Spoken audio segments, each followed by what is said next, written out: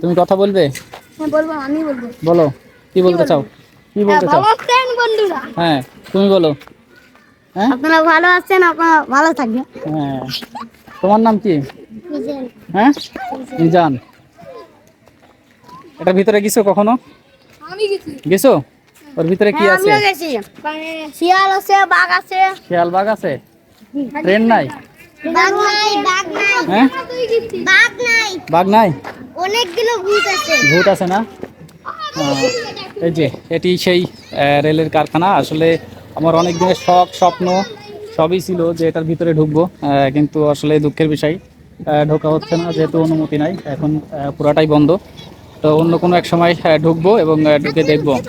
আচ্ছা, এটাকে মানে চিনি মসজিদ বা চিনি মসজিদ নাকি চীনা মসজিদ? এটা হচ্ছে চিনি মসজিদ।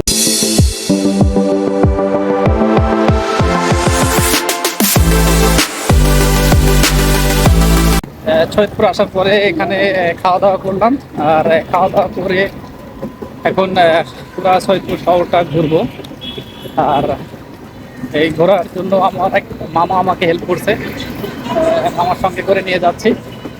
তো আমাদের সাথে থাকুন, দেখতে থাকুন যে সৈয়দপুরের দর্শনীয় স্থান কি কি আছে। মামা আমাকে সবগুলো ঘুরিয়ে দেখাবে বলছে। তো আমরা সবটুকু ঘুরে দেখবো। যেহেতু আবার আজকে চলে যাওয়ার ফাইনাল করছি, তো সেহেতু এই 2 ঘন্টার ভিতরে আমরা কি কি দেখতে পাই সেটি আপনাদেরকে দেখাবো ইনশাল্লাহ। গাইস, আমার এই পাশে এটি হচ্ছে জিআরপি, যে সৈয়দপুর রেলওয়ে কারখানার যে বা রেলওয়ে কর্তৃপক্ষের যে পুলিশ ক্লাব, সেটি এই যে আমার বাম পাশে দেখুন। এটি রেলওয়ে কারখানার সেই গির্জাটি, যেটি 1870 সালে যখন এই রেলওয়ে কারখানাটি তৈরি হয়েছিল, সেই সময়কার ব্রিটিশরা যারা খ্রিস্টান ধর্ম পালন করত সেই সময় তাদের জন্য এই যে এটি সবই রেলওয়ে কারখানা, সৈয়দপুর রেলওয়ে কারখানার আওতাধীন। আর সামনে যেটি দেখতে পাচ্ছেন এটি হচ্ছে রেলওয়ে হসপিটাল। এই যে এটি সেই গির্জা।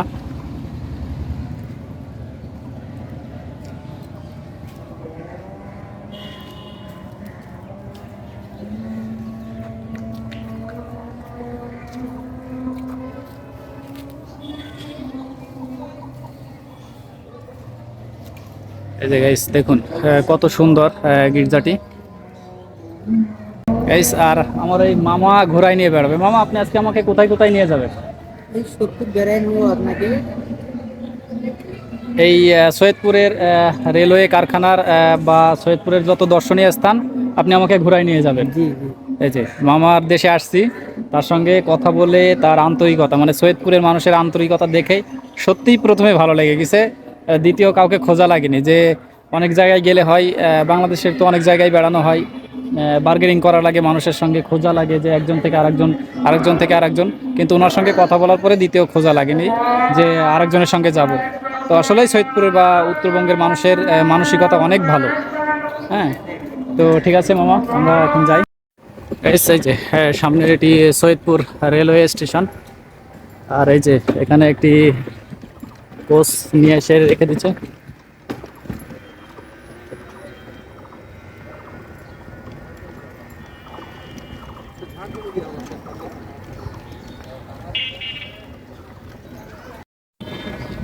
এই যে গাইস, এখানে আরো একটি গির্জা সৈয়দপুর রেলওয়ে কারখানার সাথে।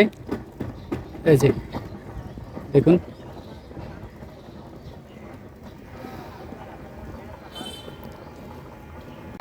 এই যে গাইস, আমার পেছনে এটি হচ্ছে সেই সৈয়দপুর রেলওয়ে কারখানা, যেটি বলতে পারেন রেলের হসপিটাল, রেলের বাড়ি, রেলের আঁতুড়ঘর, যেটি বলেন না কেন, এটি সেই সৈয়দপুর রেলওয়ে কারখানা। এই যে যেহেতু এখন 5টা 5:30 বাজতে গেছে, কারখানার গেট বন্ধ এবং এখানে অনুমতি ছাড়া তো আসলে ঢুকতে দেয় না। তো আমার অনুমতি না থাকার কারণে ঢুকতে পারছি না। যদি কখনো অনুমতি নিতে পারি তাহলে অবশ্যই এটার ভিতরে ঢুকে দেখব যে আসলে কিভাবে প্রত্যেকটা রেলের এই লোকোমোটিভ, রেলের কোচ কিভাবে কাজ করায়। আর এটি সেই স্যাম্পল রেখে দিয়েছে। এই যে দেখুন। এখানে একটি বাংলাদেশ রেলওয়ে রেলের একটি ছোট্ট বগি, রেলের কোচ, ছোট্ট কোচ যেটি বলেন না কেন। এই যে, আর এই যে চার সাইডে যা দেখছেন সবই বাংলাদেশ রেলওয়ের।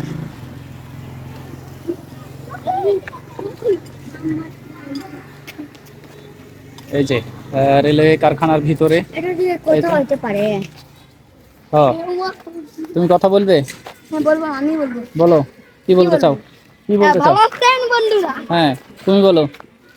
হ্যাঁ, আপনারা ভালো আছেন, আপনারা ভালো থাকবেন। হ্যাঁ, তোমার নাম কি? হ্যাঁ, মিজান। এটার ভিতরে গেছো কখনো? আমি গেছি। গেছো? ওর ভিতরে কি আছে? আমিও গেছি। শিয়াল আছে, বাঘ আছে। শিয়াল বাঘ আছে? ট্রেন নাই?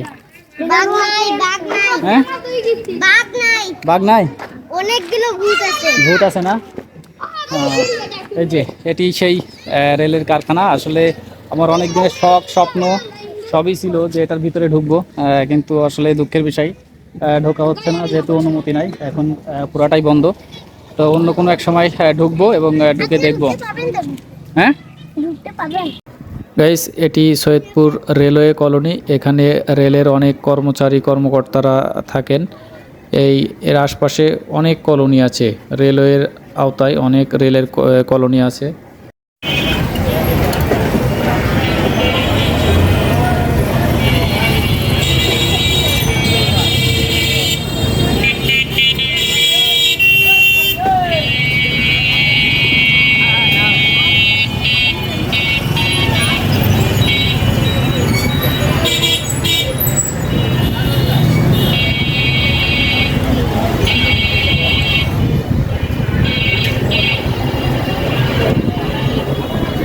ছোট্ট এই সৈয়দপুর শহরে আসলে নাই কি আমি খুঁজেই পাইলাম না।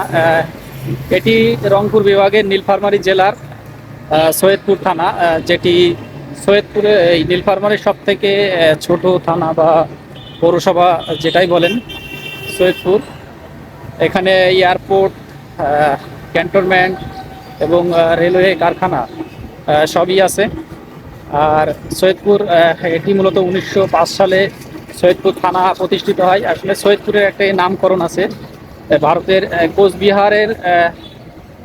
কোচবিহারের মুসলিম পরিবারের সৈয়দ নামের এক মুসলিম পরিবার এখানে এসে বসবাস শুরু করেন। সেই সময় সেই সৈয়দ নাম থেকে সৈয়দপুর এই নামকরণটি করা হয়। তো সেই সময় থেকেই এই সৈয়দপুর নাম চালু হয়েছিল এবং সৈয়দপুরের মানুষের ব্যবসা বাণিজ্য বিভিন্ন কাজের উন্নতির জন্য এখানে সেই ব্রিটিশ আমল থেকে 1870 সালে এখানে রেল কারখানাটি চালু করা হয় এবং পরবর্তী সময়ে এখানে এয়ারপোর্ট, পৌরসভা সবই আস্তে আস্তে চালু হয়ে যায়। তো এই ছোট্ট শহরে আসলে সব কিছুই আছে। আর সৈয়দপুরের কালচার, সৈয়দপুরের মানুষ, এখানের সব কিছুই বিভিন্ন মানুষের আনাগোনা সব মিলিয়ে আসলে অনেক সুন্দর একটি পরিবেশ আর মনোরম, যে গাছপালা ঘেরা ছায়া নিবিড় একটি পরিবেশ। দেখুন আশপাশে রেলের অনেক বড় বড় ভবন, কর্মকর্তার বাসভবন, এখানে সবকিছুই। এই সৈয়দপুরকেই বলা হয় যে রেলের আঁতুড়ঘর, যে রেলের জন্ম এই সৈয়দপুরেই। সামনে এটি সৈয়দপুর জাতীয় স্মৃতিসৌধ, কেন্দ্রীয় স্মৃতিসৌধ সৈয়দপুর।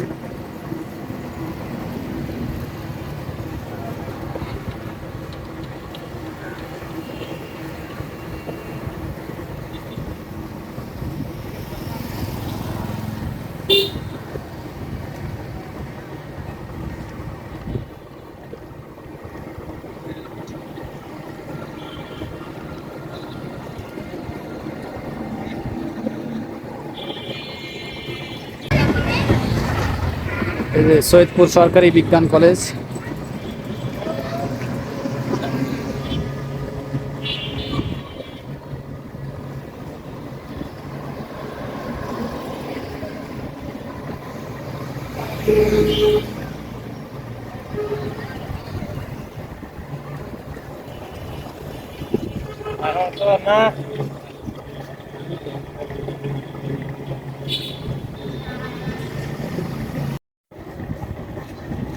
এই যে গাইস, আমার বাম পাশে এটি সৈয়দপুর ক্যান্টনমেন্ট।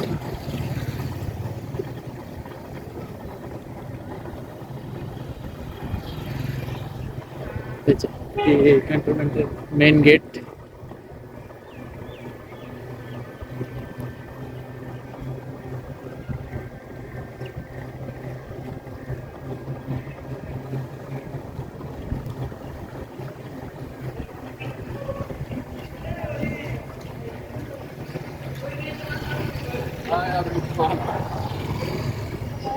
এই যে এখান থেকে দেখা যাচ্ছে যে সৈয়দপুর বিমানবন্দর, সৈয়দপুর।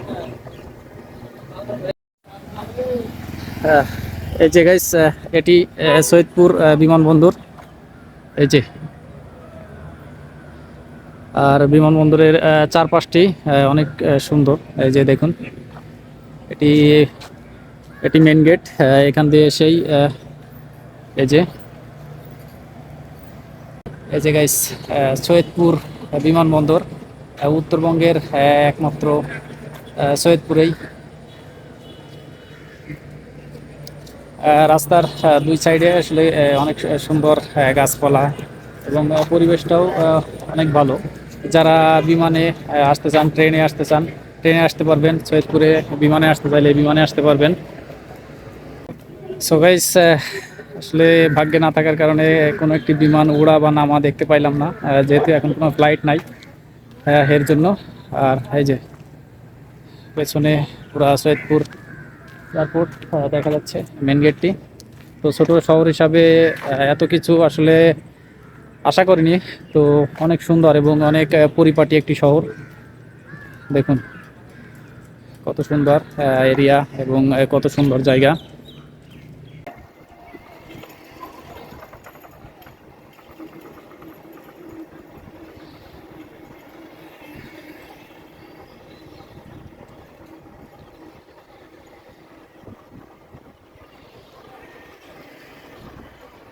সৈয়দপুর উপজেলা প্রশাসন, নীলফামারী সৈয়দপুরের উপজেলা অফিস।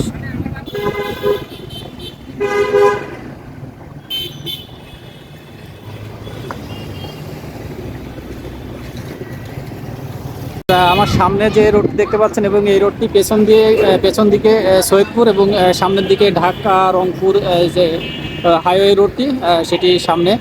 এই যে ঢাকা সৈয়দপুর হাইওয়ে রোড এটি।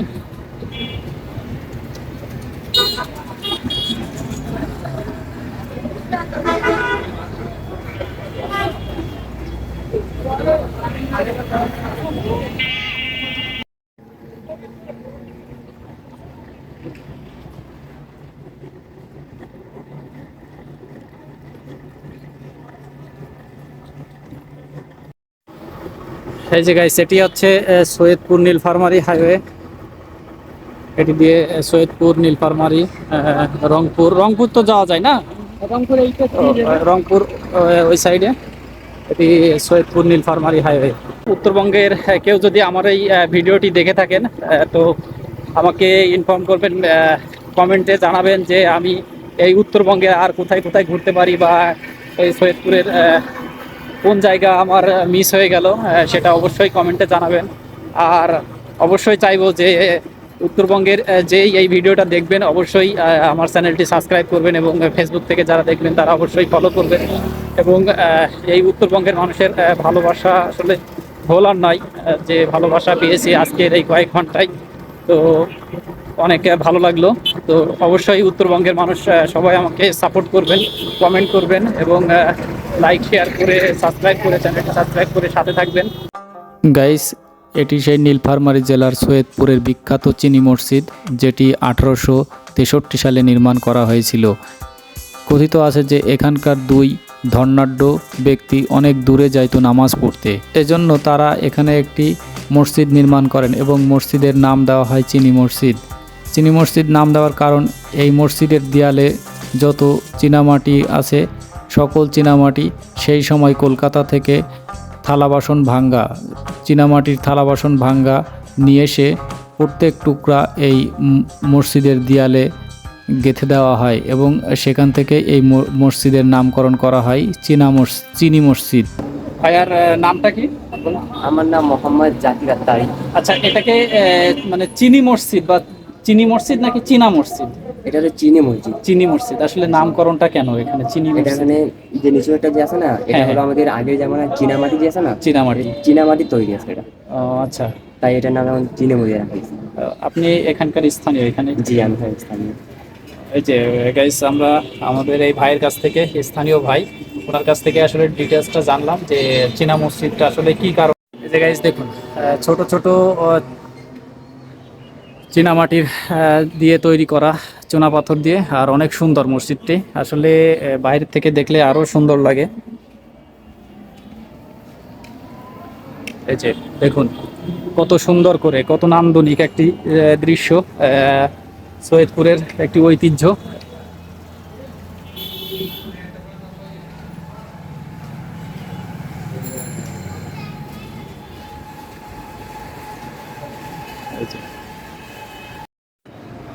এই যে গাইস, ভিতরটা দেখুন কত সুন্দর।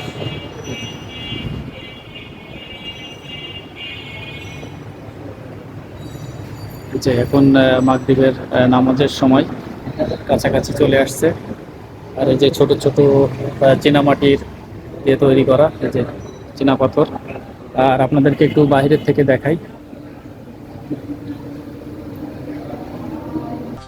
এই মসজিদটি হাজী বাকের উদ্দিন এবং হাজী মক্ষ নামের দুই মুসল্লি নির্মাণ করেন, এবং এই মসজিদটির যে মিস্ত্রি দ্বারা নির্মাণ করা হয় তিনি একজন হিন্দু মিস্ত্রি, যার নাম ছিল শঙ্খ। এই মসজিদ তৈরিতে এলাকাবাসী অনেক পরিশ্রম করেছে, এবং এমনকি মহিলারা পর্যন্ত এই মসজিদ নির্মাণে স্বয়ং জড়িত ছিল, মহিলারাও এই মসজিদে কাজ করেছে। এই যে গাইস, আসলে মামাকে ধন্যবাদ দিয়ে ছোট করা যাবে না বা শেষ করা যাবে না ধন্যবাদ দিয়ে। তো মামা আমাকে তার মতো করে, সে যতটুকু তার এই ছোট্ট শহরটি চিনে, আমাকে সব কিছুই দেখিয়ে ঘুরিয়েছে, সব কিছুই একেবারে ছোট ছোট জিনিসগুলো দেখিয়েছে। তো সবার কাছে রিকোয়েস্ট থাকবে, এই আপনাদের এই সৈয়দপুরের এই মামার জন্য হলেও আমার চ্যানেলটিতে সাবস্ক্রাইব করে, লাইক কমেন্ট করে সাথে থাকবেন। ধন্যবাদ মামা, দোয়া করবেন, আবার কখন আসলে দেখা হবে। জি জি জি, দোয়া করবেন। হ্যাঁ, আল্লাহ আপনাকে আপনার সৈয়দপুরের জন্য কোনো কথা আছে? সৈয়দপুর মানুষের জন্য? সত্তরের মানুষের জন্য শুধু এই রাস্তার কথা বলি, আর কোনো কথা বলবো না। এই তো দেখলেন আপনি কত কষ্ট করে মামা অনেক কষ্ট করছে, আসলে অনেক কষ্ট করছে। মামা অনেক কষ্ট করে আমাকে নিয়ে আসছে, এবং সে পুরাটাই ঘুরিয়েছে। অনেক ভালো লাগলো মামার জন্য, আসলে দোয়া করি মামা ভালো থাক, সুস্থ থাক। ধন্যবাদ।